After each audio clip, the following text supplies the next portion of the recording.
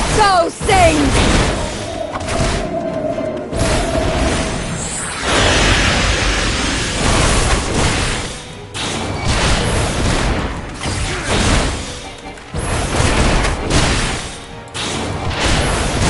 In death do our souls sing!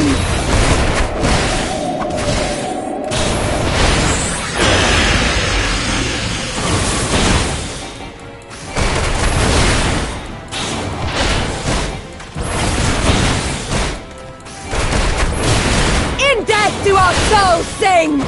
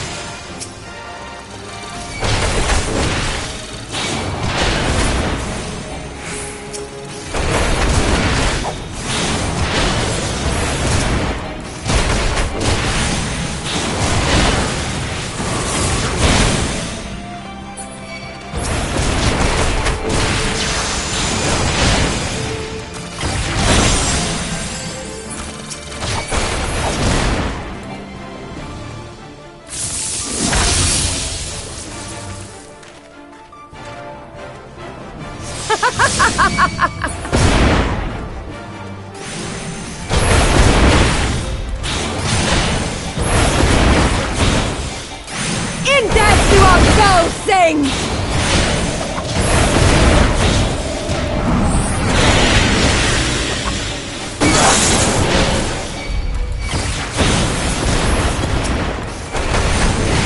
In death do our souls sing!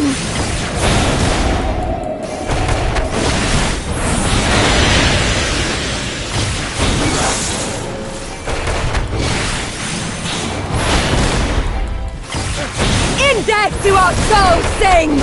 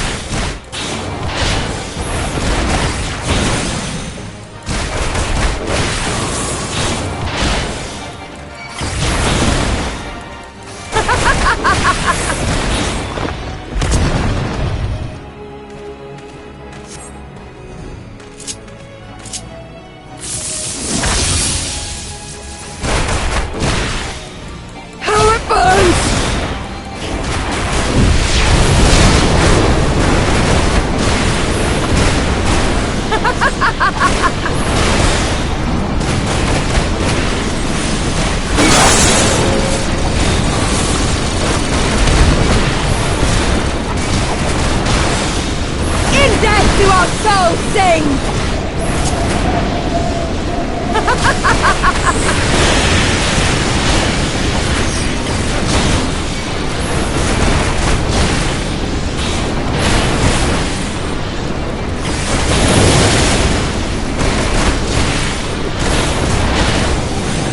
In death do our souls sing!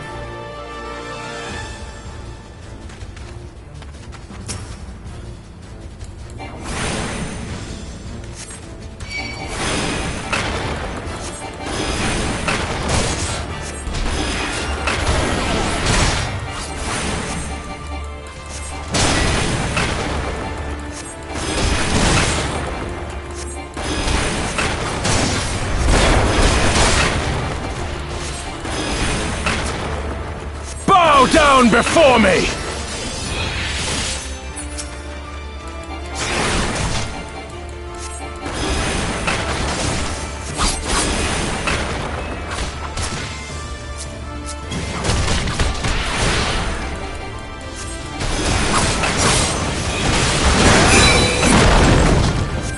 Kneel or die!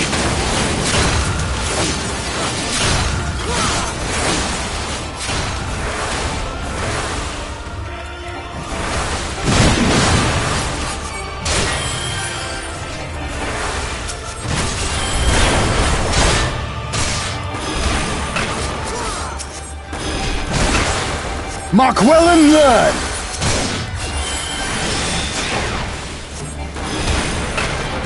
Concentrate!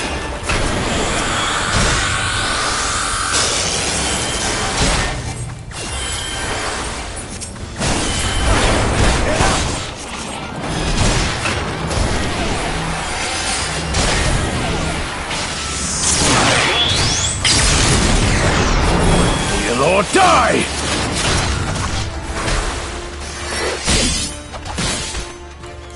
Bow down before me!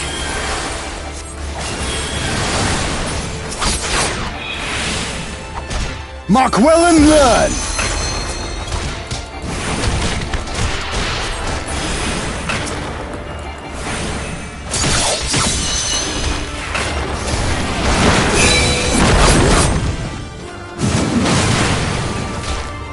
Kneel or die!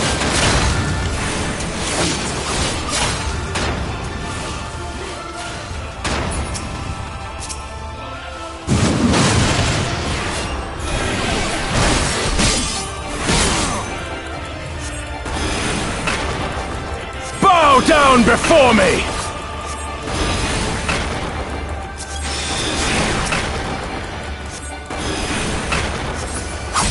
Tremble before the sun!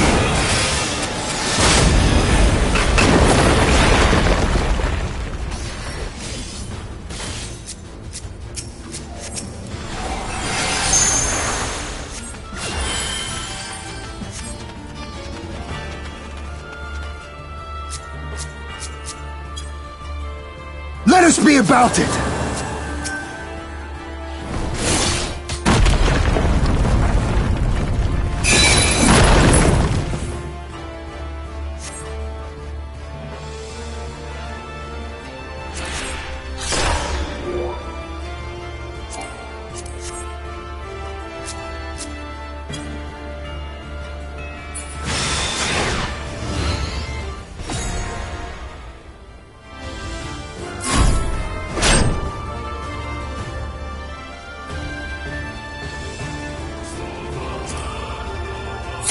Yeah!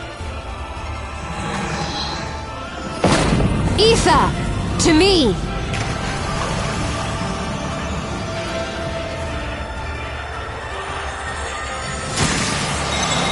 Have at you!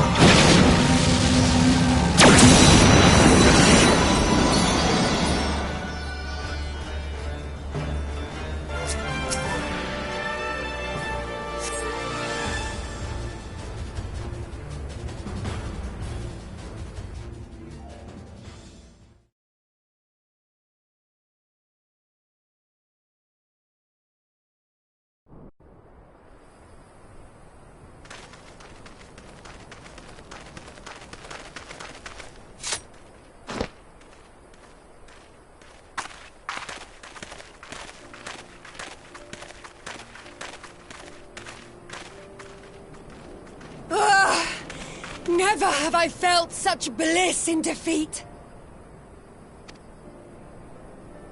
'Twas a battle to burn soul and flesh to ash.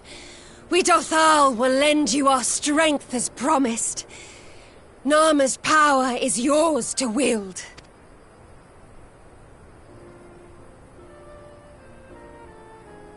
What does the sun say to that?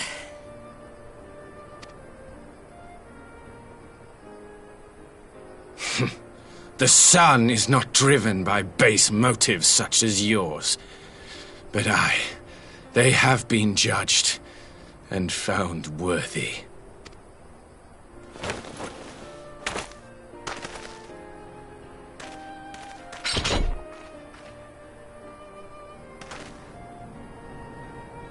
It is the way of the Oranir to accord recognition and respect to the strong. You have made sufficient proof of your strength. The sun shall answer your call. You have our thanks. We are glad to call you allies.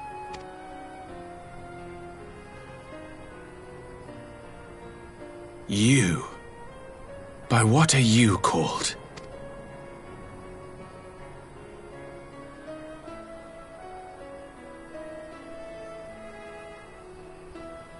You stole her.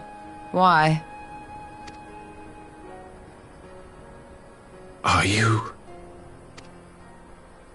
Are you my Nama?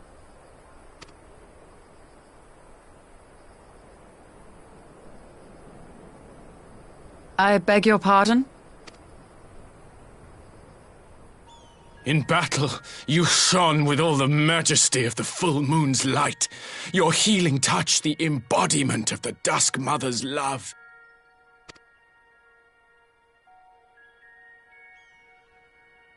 Long had I wondered if my Nama might not be a woman of the steppe.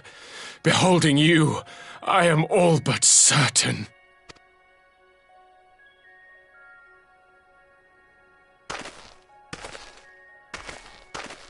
Now, look into my eyes. Could it be? Could you be?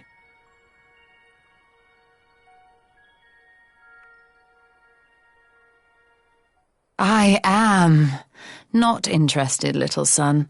Try again when you've become a man. Little?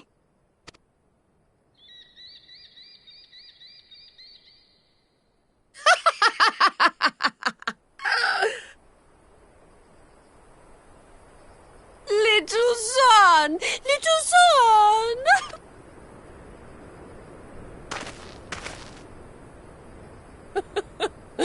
Does it pain you, little son? Crave you salve to soothe the ache? Fire to sear the wound in your heart?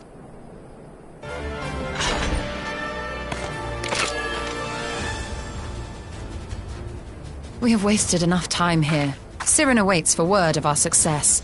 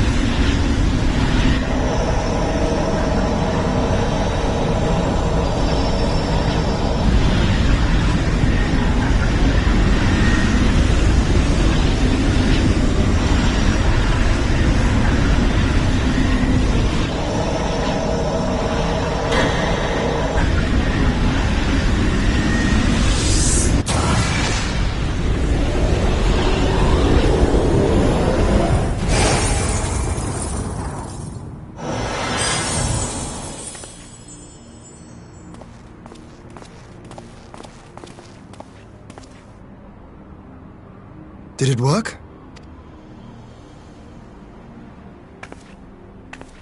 It did. Ether may flow freely to the burn once more.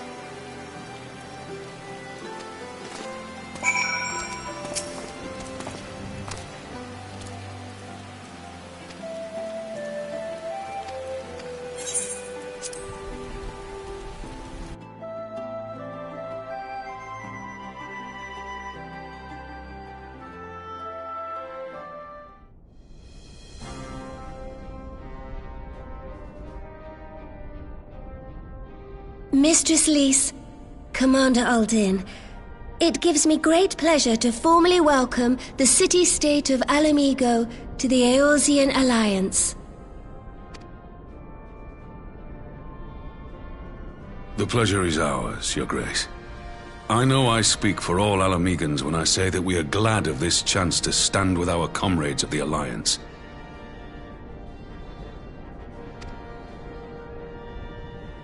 And we for our part are glad indeed to be able to welcome friends both old and new.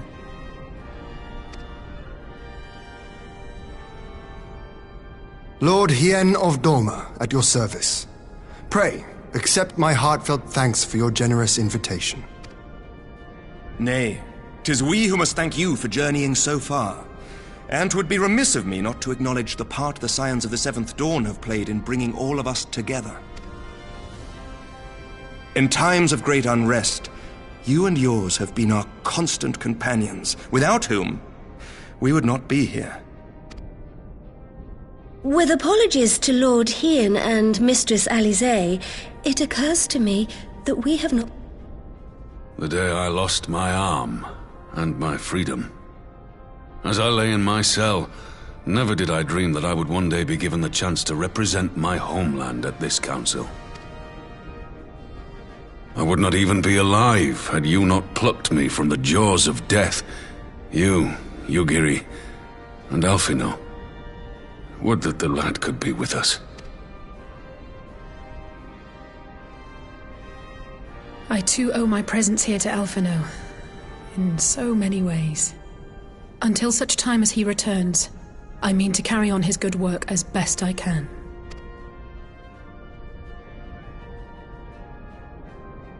Come, friends, let us leave the past in the past and turn our eyes to the future. My Lord Hien, pray, tell us how things stand in the East.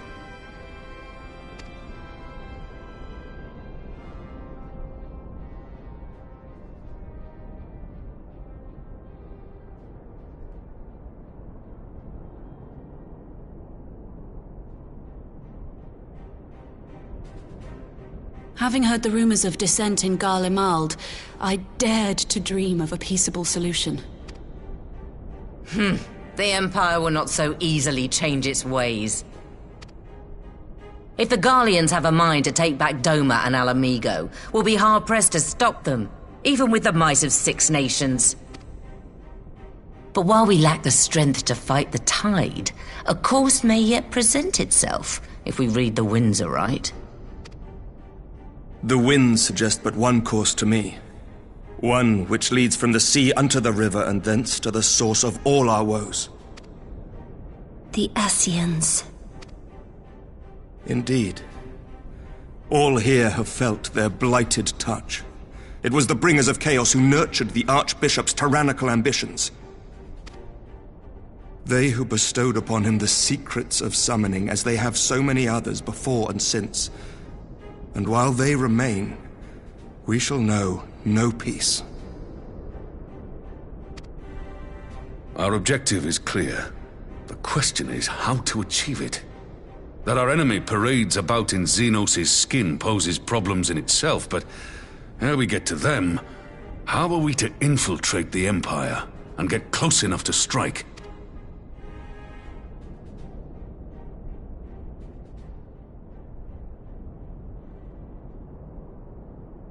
While I see the wisdom in targeting the Ascians, an assassination attempt on Garlean soil would do little to aid our cause, even were it to succeed. It's time we used our enemy's preferred tactic: subterfuge. You have an idea? Speak your mind, Master Thancred. None here know the enemy better than the Scions, and you mayhap best of all. Whatever it is you propose, we will give it fair hearing. On that you have my word. Very well, Admiral. My proposal is thus. We dispatch the shinobi to Imperial territory. There, they sow the rumor that the Crown Prince perished in the battle for Alamigo, and that the man parading around is in fact a corpse inhabited by a servant of darkness.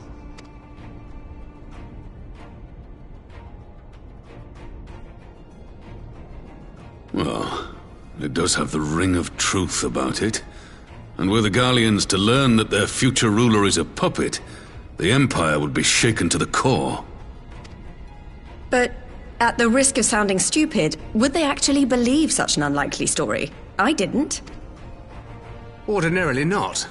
But prior to his miraculous recovery, rumors of Xenos' death had already begun to circulate around the Empire.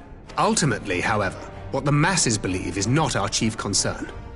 Our true objective is to create an opening for rival factions within Garlemald to exploit.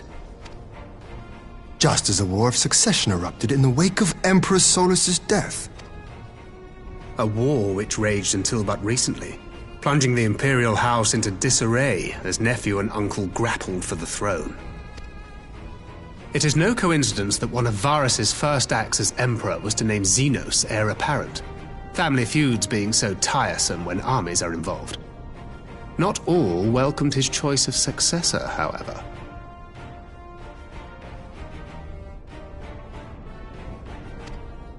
There is no shortage of individuals who aspire to the throne, who would jump at any chance to seize power. The news that Xenos is not only dead, but a puppet to diabolical forces would be too enticing to ignore. The Empire would not be quick to recover from a second war of succession. I am no stranger to infiltrating Imperial territory. With a team of operatives gathered from among the Alliance's finest, the plan should have a reasonable chance of success. Dorma already has shinobi in place throughout the provinces. We stand ready to act, and act we must. What say you all?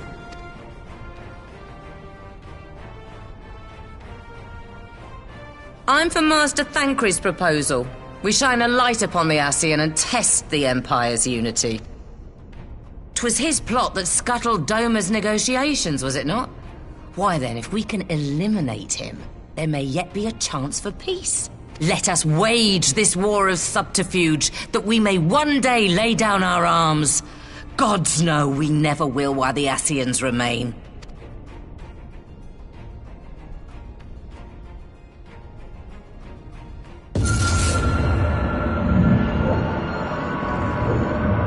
That way. Sorrow.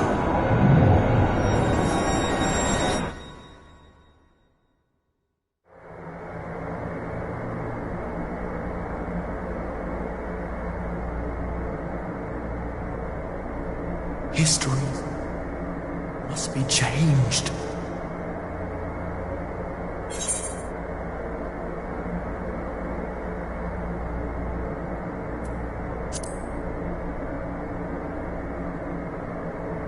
Ahead looms a calamity. Ahead looms light, expunging all form and life. Twin dooms only you can forestall. Only you. What's the matter?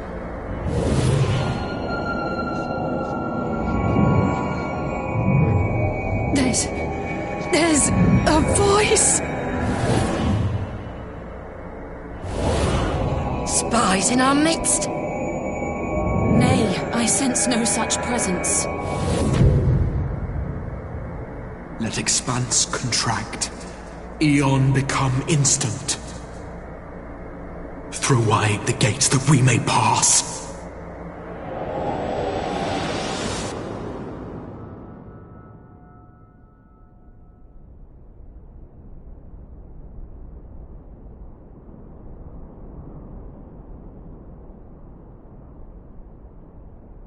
Is it over?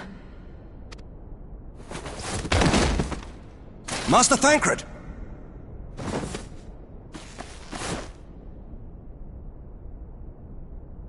12 for Fend. Bear him to a private chamber. Have every healer make ready. Swiftly!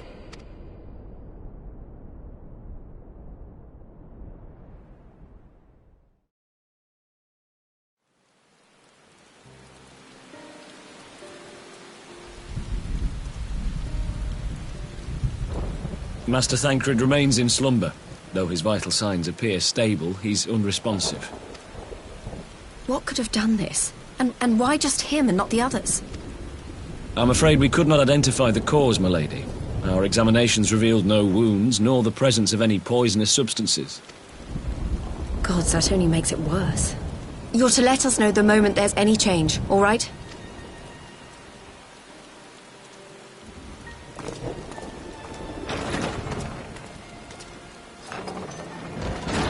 Thank you for coming. Knowing Thancred, he would apologize for being otherwise engaged at so crucial a juncture. In gifting us a course of action, Thancred sowed the seed of all that is to follow. We have but to nurture it as best we can. To him, I would say, rest easy, that he may wake to enjoy the fruits of our labors. Now, the matter of the mysterious voice must not be forgotten. Will you tell me exactly what happened? Alize and I heard a voice in the moments before Thancred collapsed. It was accompanied by a severe headache, as if something were clutching at our minds. Did you experience the same thing?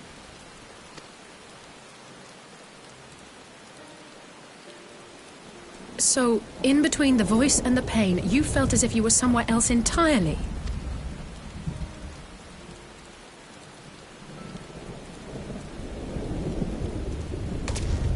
Your testimony confirms my suspicion. That which you experienced was, I believe, your soul being plucked from your flesh. Called. Called? I myself examined Thancred.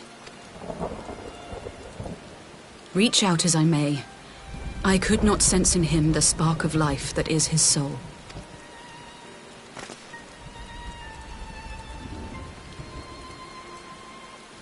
That Thancred alone was stricken so is likely due to his heightened sensitivity to the effects of ether, a consequence of his prior possession by the Ascian La Hebrea. The owner of the voice, whoever it may be, reached out to you, called your souls, and in so doing, caused you and yours such pain. But if that's true, where exactly are we being called to? I know not. Yet one thing is plain. Whoever waits for you on the other side is possessed of a power unlike any I have ever known.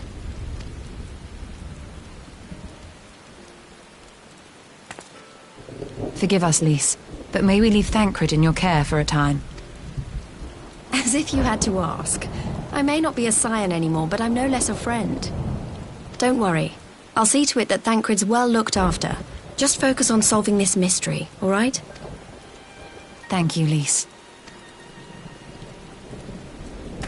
As the Elder Seedseer says, 'tis no ordinary individual we are dealing with.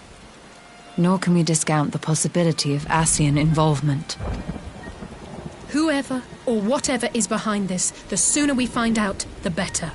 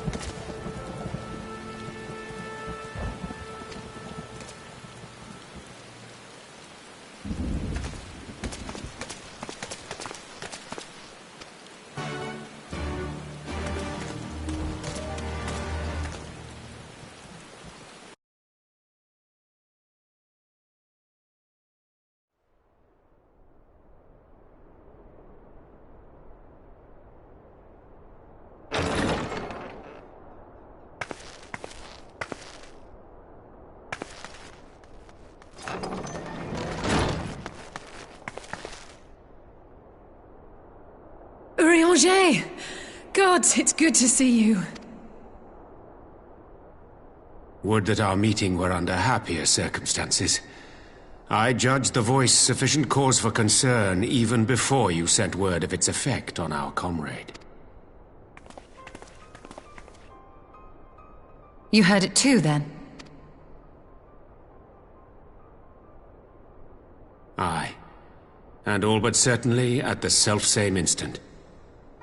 Alas, pained as I was, I could make little sense of what few words did then reach mine ears.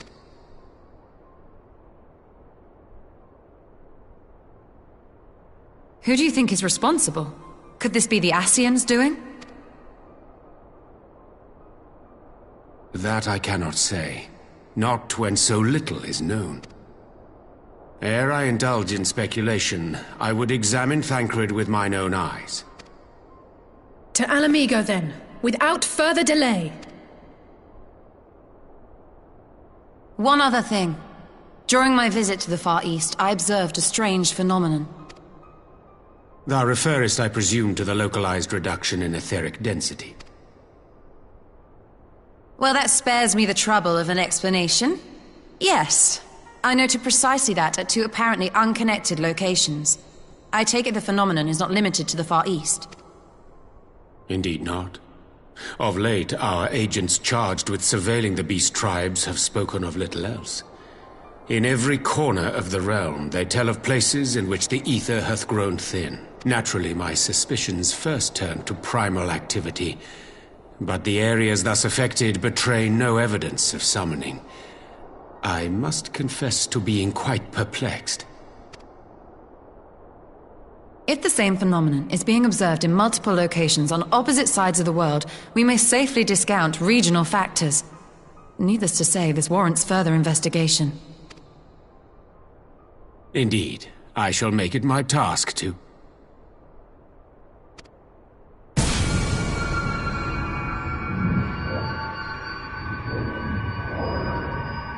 The voice.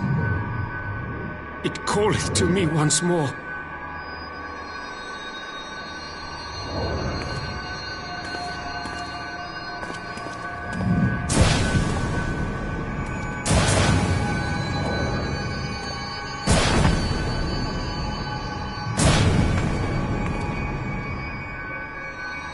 I hear it too.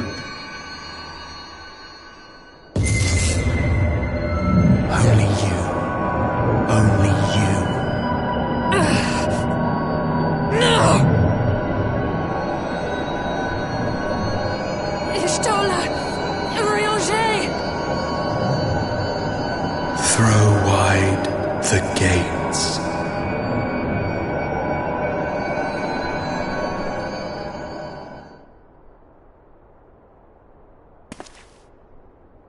No! No, this can't be happening!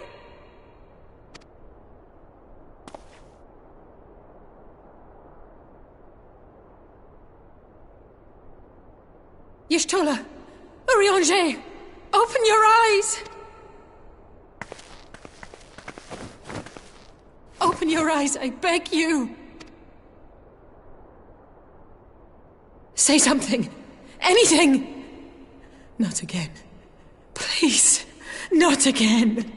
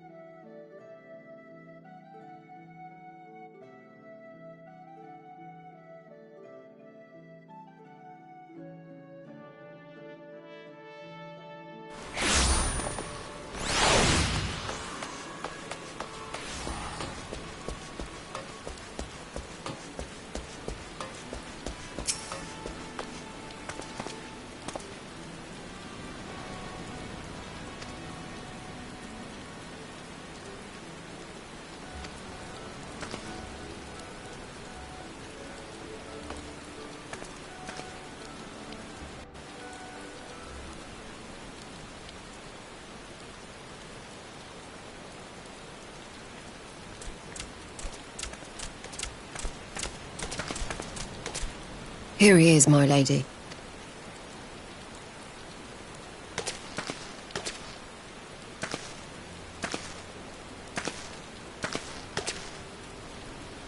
Gabu, it's been too long.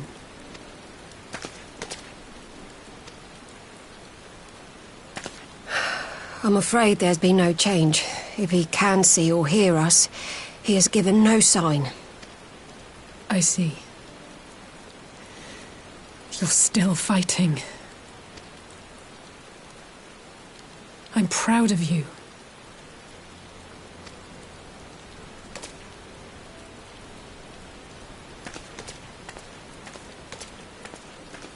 We promised that we would come and visit you together, didn't we? Alphino and I. I'm sorry that we haven't managed that yet. You know, with the three of us like this, does it not remind you of that night? Of the stars beyond count twinkling in the heavens? I was feeling pretty low back then. Powerless. But I knew that my brother was close by if I needed him, and that the others would be waiting for me back at the Rising Stones. Not like now.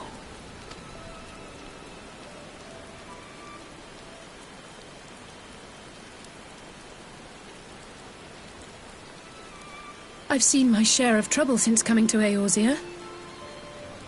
Been reminded again and again of my limitations, of how little I can change about this world.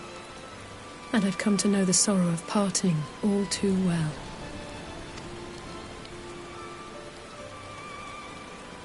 But to have the people I hold dear struck down before my eyes, and be powerless to help them, that I cannot bear.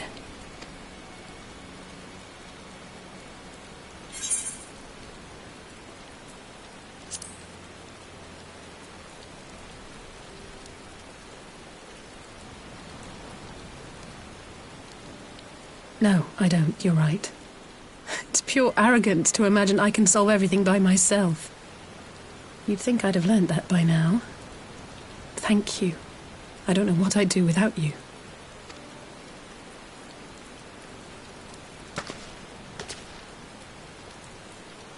Well, that's more than enough brooding for one day. Come on. We have friends to save.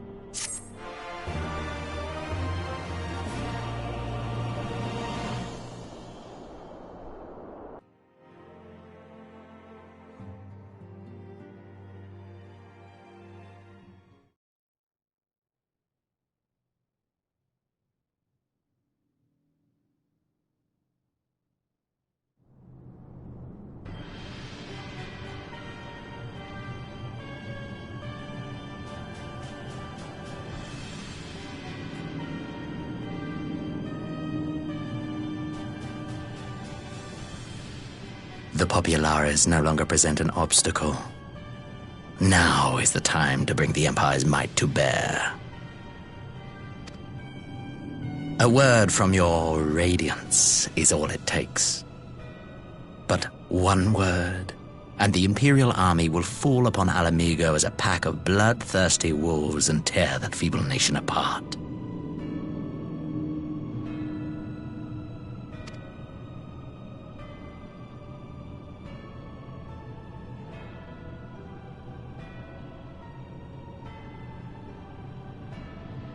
Have you no words for me?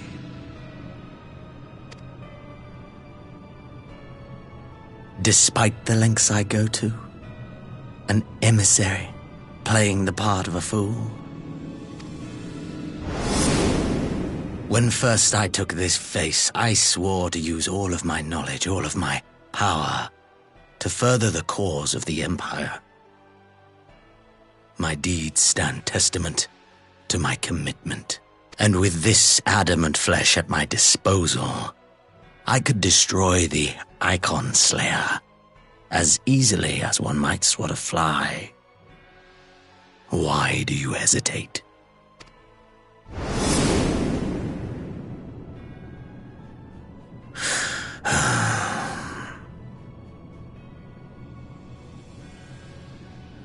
Our enemy is resourceful. Though victory is certain now, it will not remain so indefinitely. Deliberate if you must, but be quick about it. We'll speak again when you have unburdened yourself of doubt. Until then, I take my leave, Father.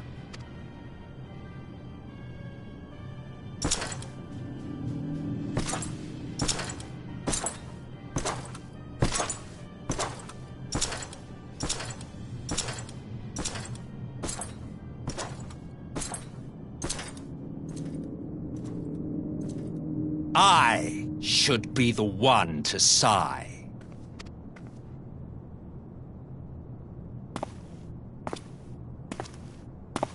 I played my part to perfection.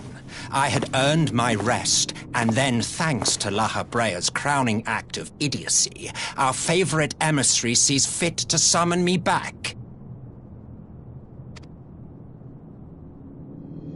Elidibus was ever a warrior. A most tiresome trait, would you not agree?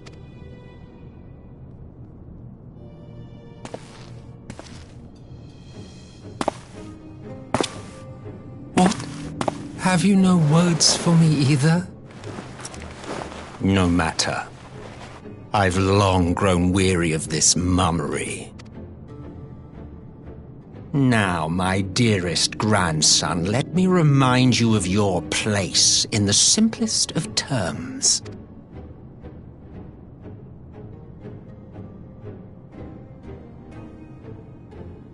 You do not make judgments, you administer them. Swiftly and to the letter. Naught else is your concern. Elidibus may be an insufferable bore, but he is no fool. His choices as emissary seldom err.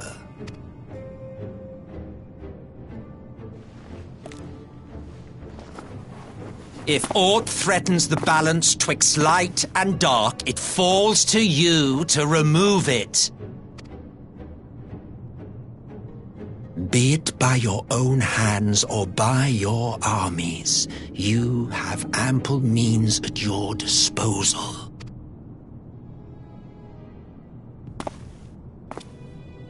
That is why this empire exists, why I built it.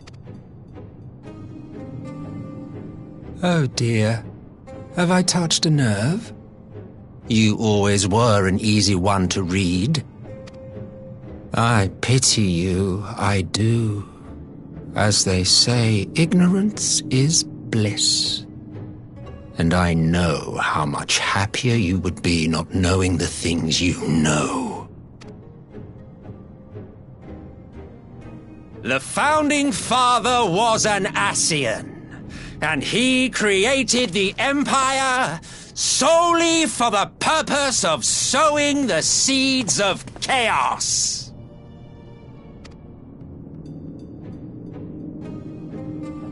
Don't take it personally.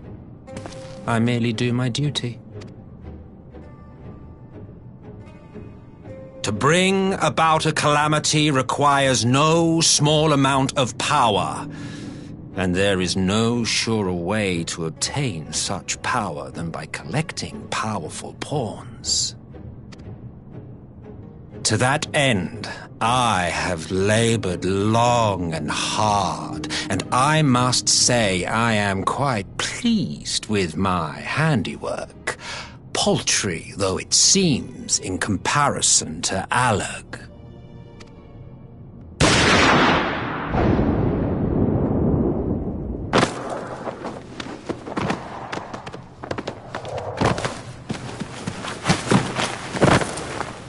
You fiends are overfond of your own voices.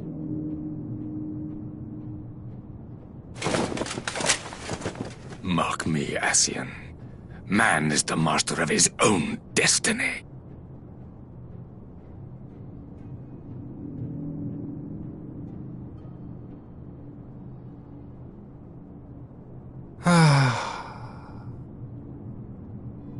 Such a waste of time and energy, both yours and mine.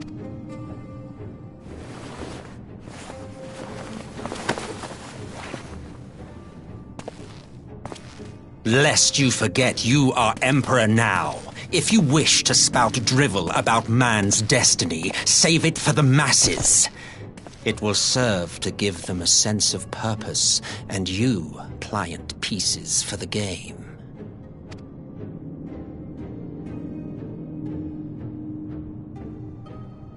Oh, do stop sulking, boy. You, of all people, should understand. Ours is a struggle to restore both mankind and the world to their rightful state. Viewed thus, our goals are one and the same.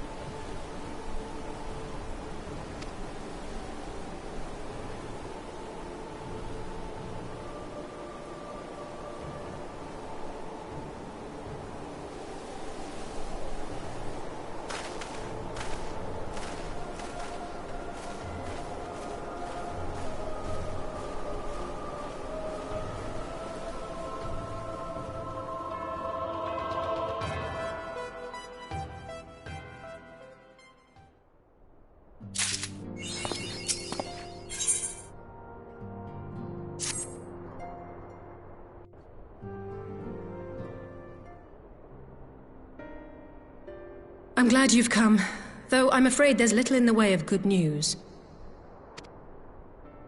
After you left, we reached out to both the Alchemists Guild and Stillglade Fane and attempted all manner of treatments.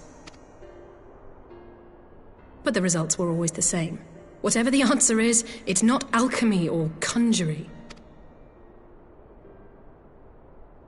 Why did it have to be Y'shtola and Urianger and not me? Out of all of us, they are the ones who could feasibly have solved this puzzle. And Elfino's still missing. God, it's all going wrong.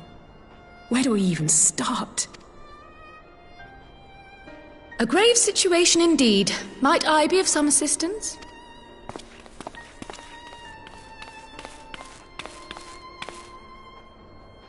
Kryle! I did not think you well enough to travel.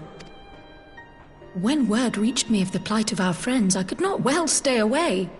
As a fellow scion, not to mention your erstwhile mentor, this is one of those times you should feel free to call on me, regardless of my personal circumstances. Yes, I should have thought of that. Thank you for coming, Kryle. We would welcome your insight. And I should be happy to provide it. Now, what's this I hear about Alphino heading into Imperial territory? That boy always did have some funny ideas. Do you remember the speech he gave when he was accepted to the Studium?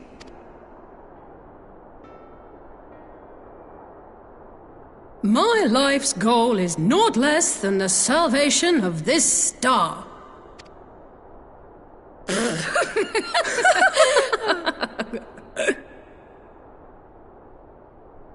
That particular grand pronouncement has been a source of great embarrassment to him, as you know.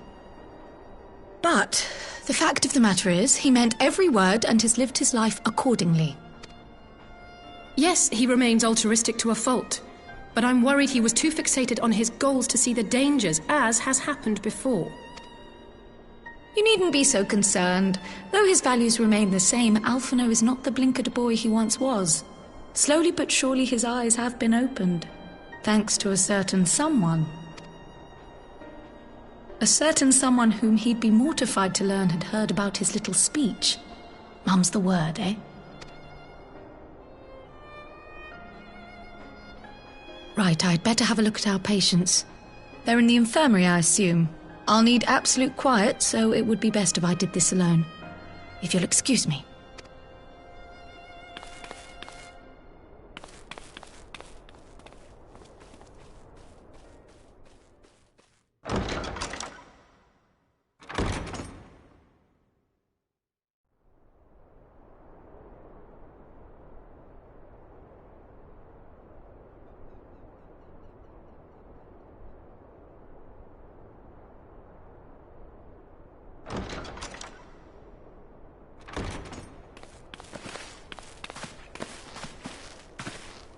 All three are in fine physical health. At a glance, I would say they were merely sound asleep. Except for the fact that I couldn't sense the slightest trace of them in their bodies.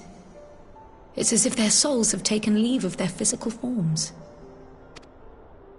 Ah, yes. The Elder Seedseer made a similar observation. I've read the report. When you heard this mysterious voice, you described feeling as if you were somewhere else, yes? If we assume the ether which comprises your essence is being drawn to some other place, then it may be possible to follow the trail it leaves behind, just as we did in our search for Thancred. I wasn't around for that, but I can't imagine it was easy. Oh, it wasn't, but that's no reason not to try. I will have need of Master Matoya's crystal eye if I'm even to make the attempt. So I suggest we pay her a visit.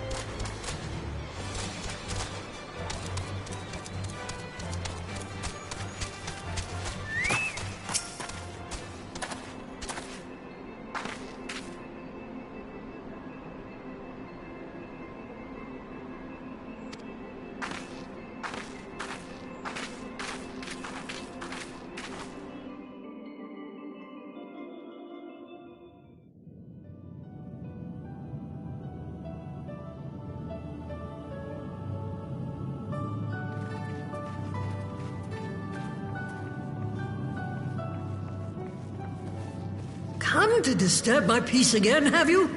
I hide myself away in a cave, and still you people insist on pestering me with your problems.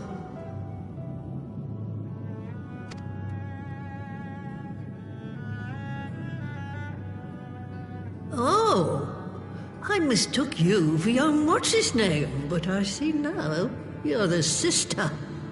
Weren't you supposed to be the lively one? I've seen happier faces at a rain-sodden burial. Well, I'm sorry to dash your expectations, but the situation isn't exactly conducive to gaiety. Ha! That's more like it. Stoller used to spit and hiss like a wildcat too. Better for a young thing like you to be filled with fire and leave the doom and gloom to your elders. Now, what exactly does this tragic situation of yours have to do with me? If I may, Master Matoya, we have need of your crystal eye once more.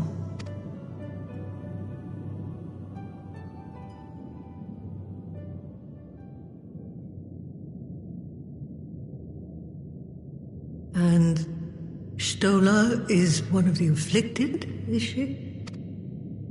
Very well.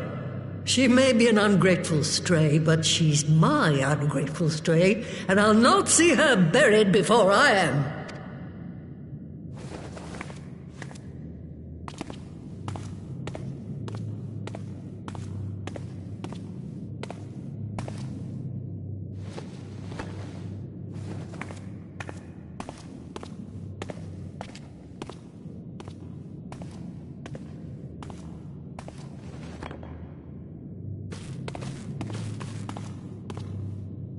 Right, let us see what we can see.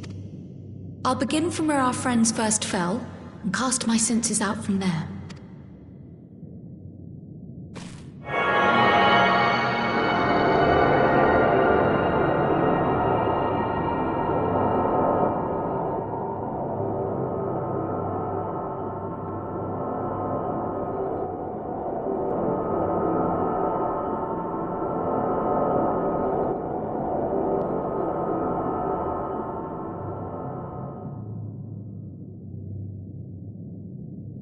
What is it? Did you find them? Wait, this doesn't make sense. How is it even possible? How is what possible? Kryl, what did you see? The threads, they just ended. And no, I didn't lose track of them. I followed them as far as they went. It's as if they were cut off. Could the ether have dissipated if it had? Oh gods! Their bodies are just husks. It's like the Broodmother's daughter all over again. No, this is different. The Kalyana girl was already dead, body and soul, when Lakshmi effected her resurrection. Aye, let's not jump to conclusions. If their physical forms yet breathe and show no signs of wasting, then it follows that their souls must still be intact somewhere. But where? That's the question, isn't it, girl? Death has not taken them to the ethereal sea, yet there are no tracks left for us to follow.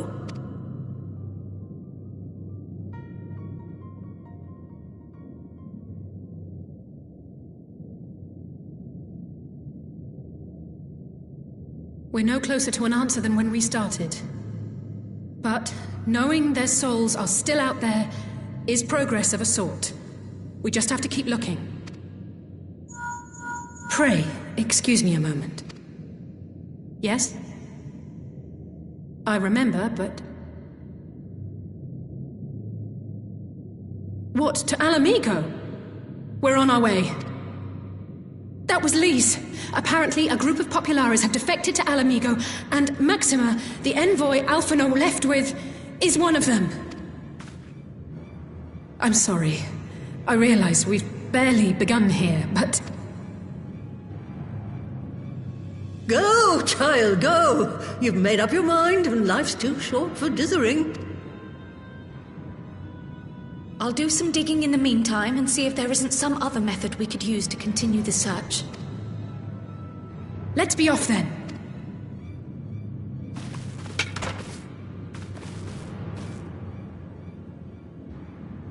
Oh, not again. The enchantment barely seems to take these days. I chalk it up to old age, but I rather doubt it's that simple.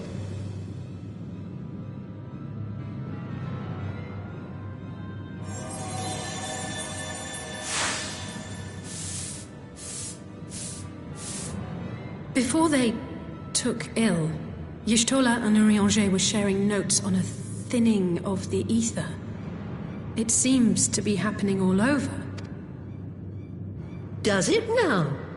And here I was, all set to blame my woes on that creaking mountain of refuse clogging up the Thaliac. I fear something has gone awry. Still, there's naught to be gained from starting in shadows.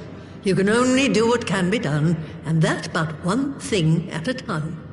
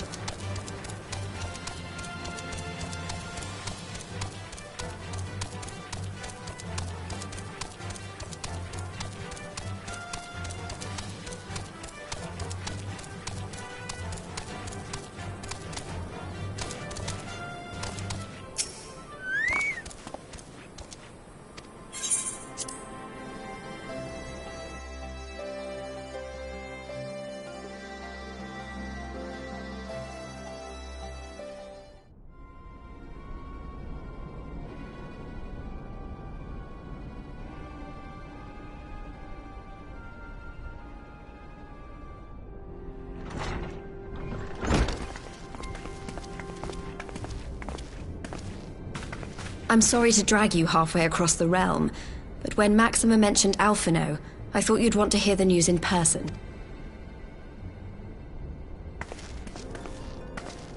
Ah, we meet again. Though I was hoping our reunion would be under more auspicious circumstances. What happened to my brother? Where is Alphino? Never fear, my lady. Your brother was in fine health when I took my leave of him, and I have no reason to assume that has changed. You assume? If you will allow me, I shall endeavor to Our troubles began not long after we departed Doma. While crossing the burn, we were fired upon by the Emperor's personal guard and forced to make an emergency landing. As we stumbled from the wreckage, our attackers fell upon us again, and we would have perished there and then were it not for the intercession of a third party, a band of mercenaries whose leader claimed to pursue a vendetta against the Ascians. This shadow hunter, as he styled himself, then escorted us out of the wastes to relative safety. Upon arriving back in civilization, I gathered my Populares colleagues and prepared to flee the Empire. Master Alphino, however, declined the invitation to join us, preferring to continue his investigation into the Ascian threat. Well, at least he's not lying in a heap in the burn. Tell us more about these Ascian hunters. Who are they? And is Alphino still with them? He is. As to who they are, I'm afraid I have nothing to tell you. Beyond the fact that they root out and destroy Ascians, they were unwilling to divulge anything which might serve to identify them. They would not even reveal their next destination. But Master Alphino asked to accompany them all the same. Since parting company with your brother, we've been engaged in a game of cat and mouse with the Emperor's guard. We made our way through province after province, finding the army busy restoring order wherever we went, until we finally arrived here in Alamigo. I cannot thank Commander Aldin enough for giving us such an unexpectedly warm welcome. I'm not inclined to turn away refugees, no matter which land they call home. And if they can tell me how things lie in Garlemald, all the better. On that subject, there is much I would tell you.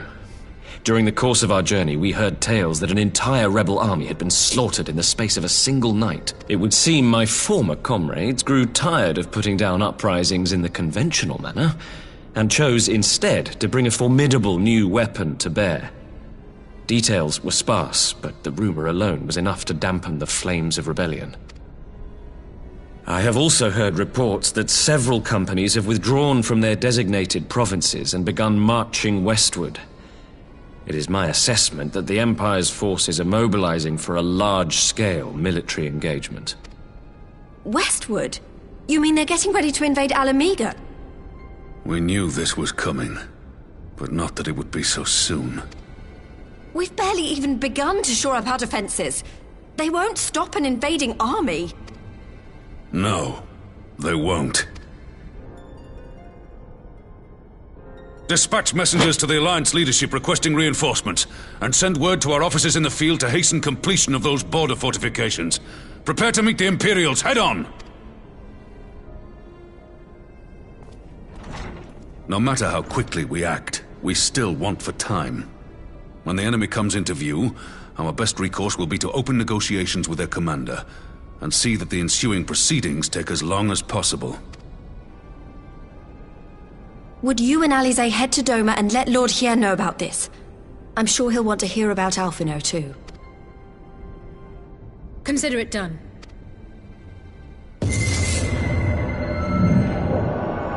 Untold sorrow must be changed. Ahead looms a calamity. Eon become instant. Throw wide the gates.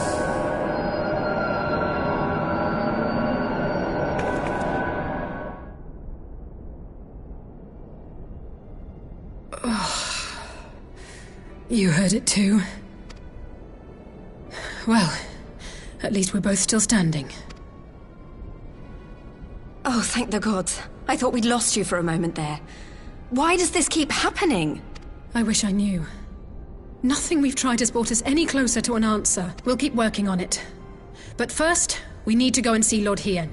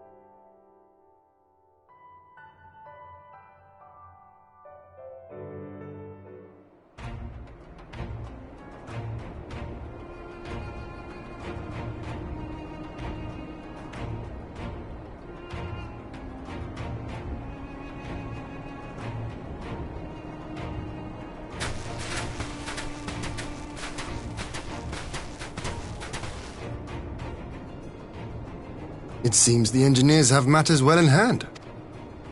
Should the barrier work as we intend, Doma will be free to reinforce her allies in Alamigo without fear of weakening her own borders.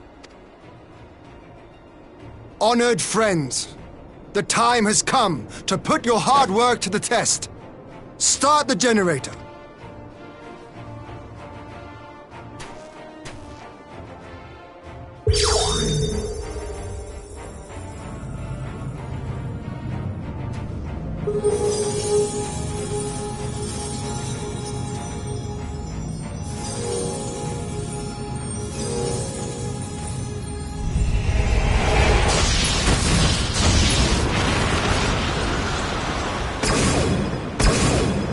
Node 1 is operational. Nodes 2 to 8 are reporting similar energy levels. The barrier is forming.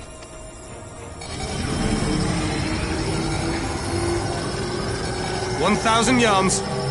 2,000. 3,000. Expansion remains smooth. No fluctuations detected.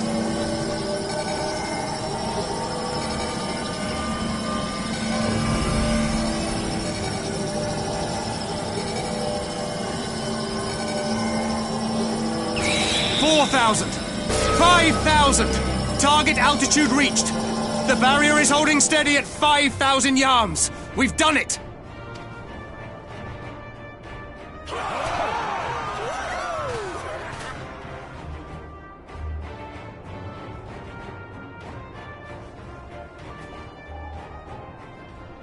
Is that an Imperial airship? Of all the rotten timing. But this is a gift, Mistress Alize. They can test our new wall for us.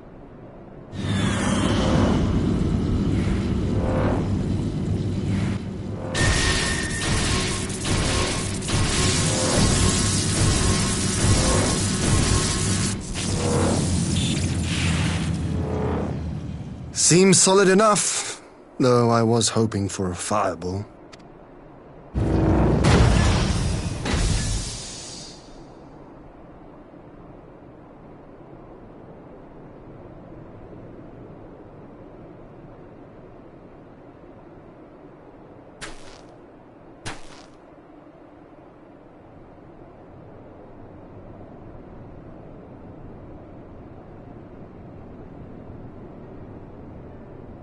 By the gods, it's Alpha, no. What are you? Let me go! He has my brother! Lower the barrier!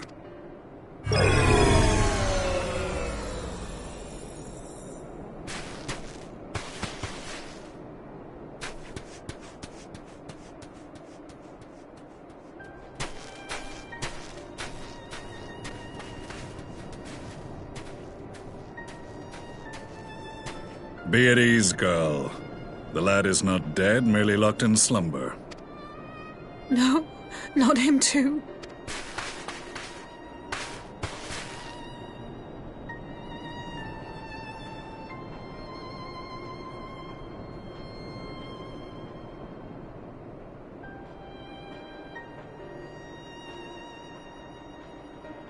We could identify no cause and found no remedy. Thus I sought to return him to Doma, and into the arms of Lord Hien himself, it would seem. It is a day for fated reunions. Would you not agree, adventurer? Or should I address you as the Warrior of Light?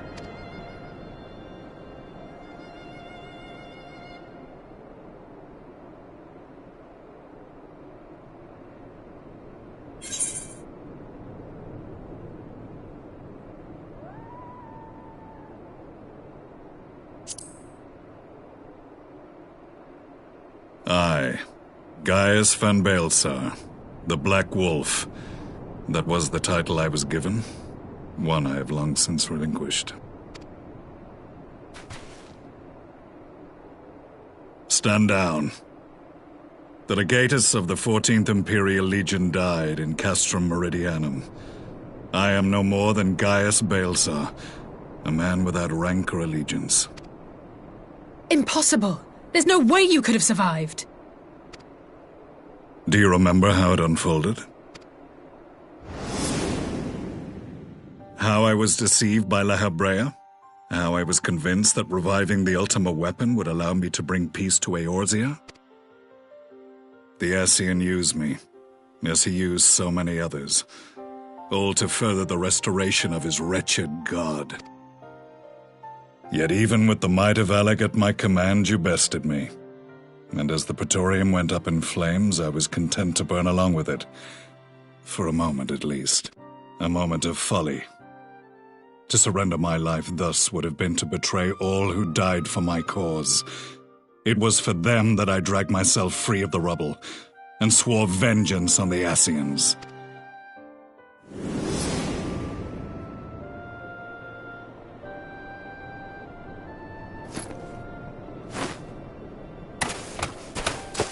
The Black Wolf has shed his pelt, never to return to Garlemald or her legions. I live now only to exact revenge.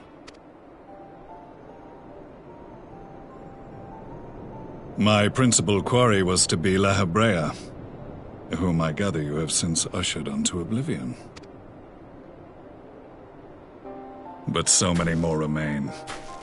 Long as their kind lurked in the shadows, laboring to sow chaos throughout our world, I would see each and every one dragged into the light and put to the sword.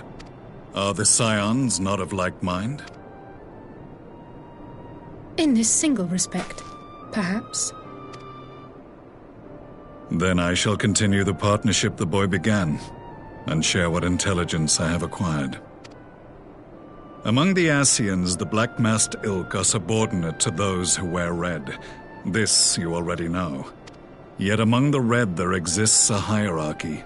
Those set adrift with the shards clearly stand below those still joined to the source.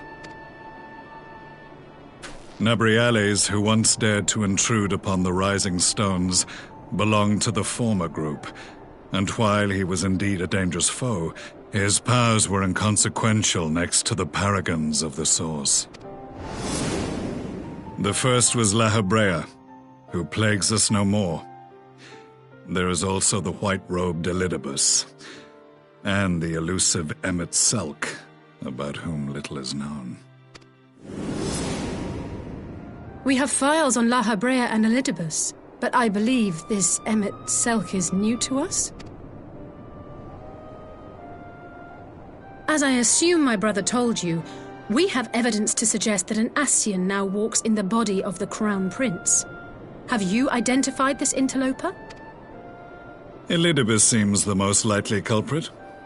As emissary, it is his role to maintain the equilibrium between darkness and light. Your many deeds in Hydaelyn's name have upset the balance, and I believe he seeks to restore it by throwing his considerable power behind the Empire.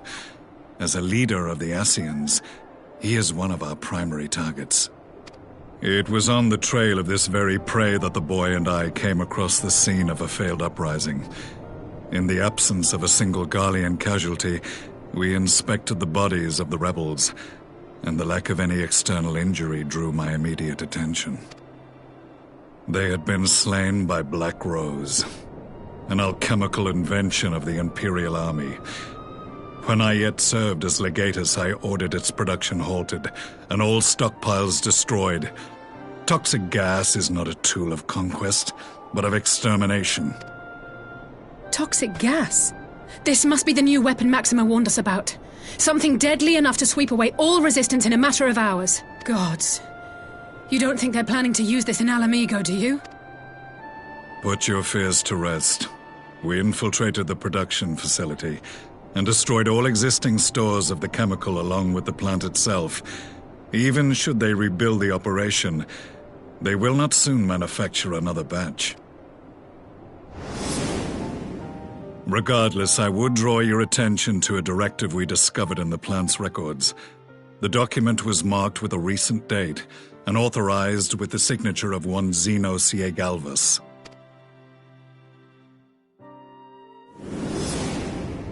A dead man signing the death warrant for thousands. 'Tis bad comedy.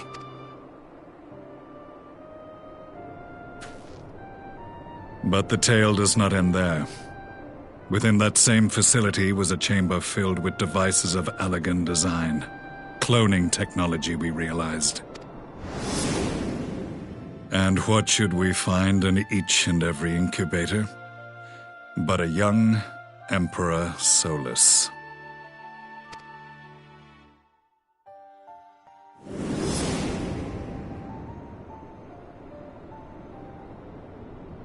All of which prompts the question, were the Ascians responsible for these abominations, or was it the will of the Emperor? I must know which hand guides the Empire.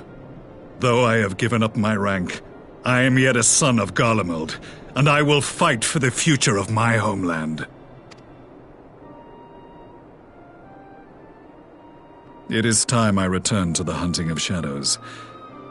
We should focus on our common foe. To reopen old quarrels now would serve no purpose. You saved my brother's life, so I'm willing to let sleeping dogs lie. But in truth,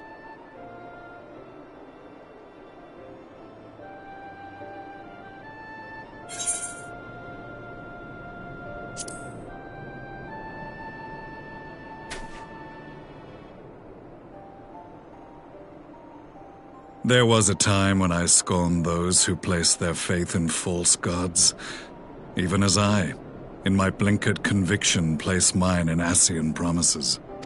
Unlike yours, my strength of will and my restraint was found wanting. We shall meet again, warrior of light.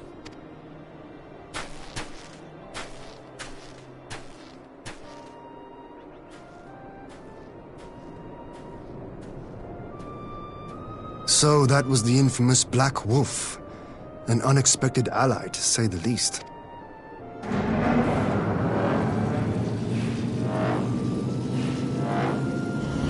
Well, I am content to leave the fine-tuning of the barrier to cleverer minds. Let us bid our friends from the Ironworks farewell, and see what can be done for Alphino back in Dorma.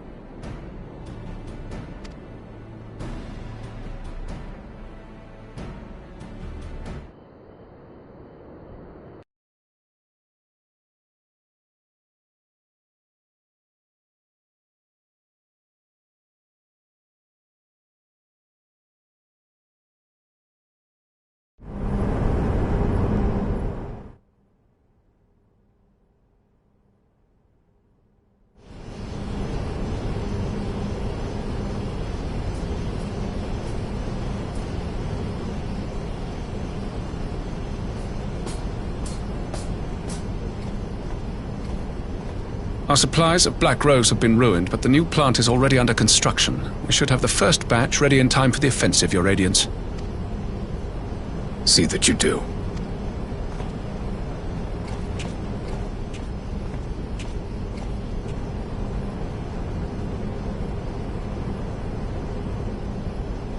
Ah, yes, the infamous Black Rose. If I recall correctly, Gaius did not much care for the invention.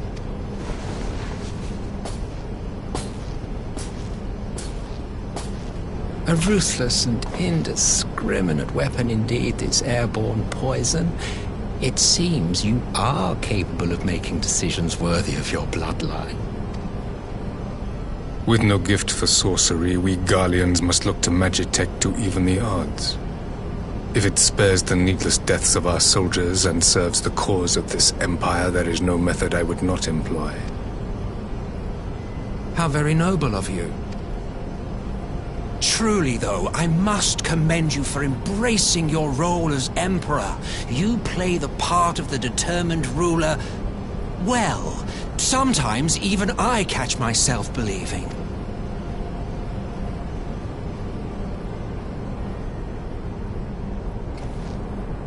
A silent agent of death. Now that I think on it, Black Rose may well possess the perfect aspect. Slowly but surely, the deluge of light has worked upon the ether here in the source, and the gas should be most susceptible to its influence. Well, I shall leave you to your own devices. Go forth and bloody the land with your grand and glorious war.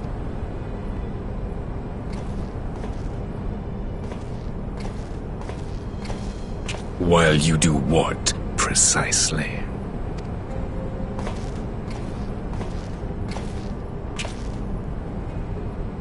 Need you ask? I will be doing what all Ascians do. I am well aware that your kind exists only to usher in the next calamity. But you seem oblivious to the harm your singular agenda causes to the Empire. You cannot have forgotten the events which followed your mortal demise.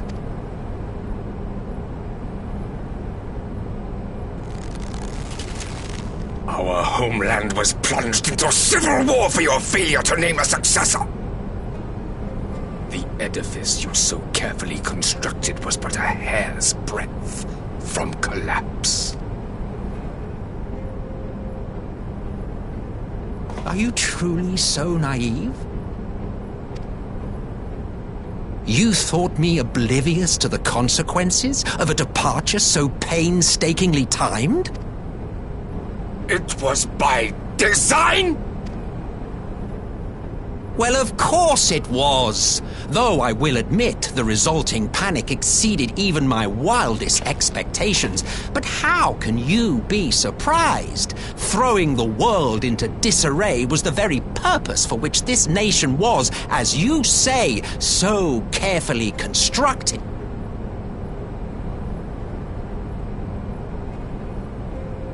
Now, if you have no further questions, I must be on my way.